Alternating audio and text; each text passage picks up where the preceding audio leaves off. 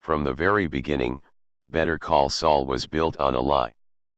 The show's title, a reference to Saul Goodman, Bob Odenkirk, one of Walter White's more consistent allies on Breaking Bad, will only make sense if you're familiar with Breaking Bad. In the black and white flash forwards that begin each season of Better Call Saul, Odenkirk plays Gene, the sad sack manager of an Omaha Cinnabon, keeping a very low profile following the events of Breaking Bad.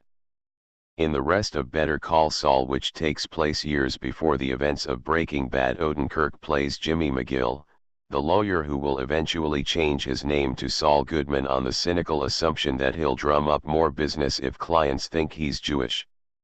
Saul Goodman lies somewhere in the middle of Jimmy the attorney and Gene the Cinnabon manager, but it's not clear when, or even if, Better Call Saul will actually get to him.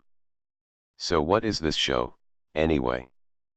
3 seasons in, Better Call Saul carries both the burdens and the benefits of being a Breaking Bad prequel.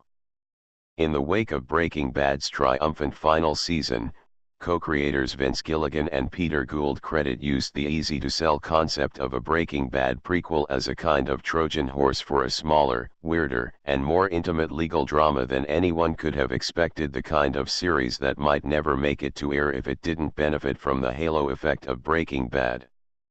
Over the past 2 seasons, Better Call Saul has often worked best as a standalone story, centered mainly on Jimmy's struggle to balance a legitimate legal career with his instincts for hucksterism and showmanship. Along the way, Better Call Saul has built an independent stable of characters who can stand alongside Breaking Bad's best, including Jimmy's brother Chuck, Michael McKean, and romantic/business partner Kim, Rhea Seehorn.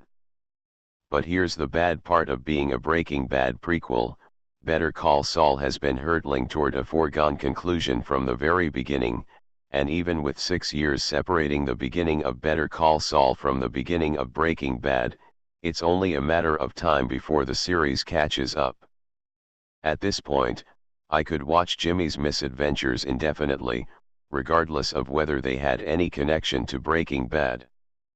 But if you were always looking for a Breaking Bad prequel, well, now is probably the time to tune in, because Better Call Saul has never resembled Breaking Bad more closely. How close are we talking? Stop me if this sounds familiar. The back half of Better Call Saul's 2nd season features Mike Ehrmantraut, a bald antihero, and Breaking Bad fan favorite, relying on little more than his wits and his unique set of skills as he squares off against various members of an Albuquerque drug cartel. As the 3rd season begins, that bald badass encounters the soft-spoken manager of a fried chicken joint, a man who Breaking Bad fans will instantly recognize as Gus Fring, Breaking Bad's all-time greatest villain. Gus Fring's return has been heralded with great ceremony, more hype than Better Call Saul has had since the very beginning. Maybe too much hype. Better Call Saul's creative team scooped themselves last year by sneakily embedding the phrase "Fring's back" in their episode titles, only to be shocked when fans cracked the code almost immediately. This is the series most people imagined when they heard Breaking Bad was getting a prequel spin-off. It's the most fan service-y version of the show, and the most self-indulgent one, trotting out Breaking Bad character after Breaking Bad character for important supporting roles or cute little cameos.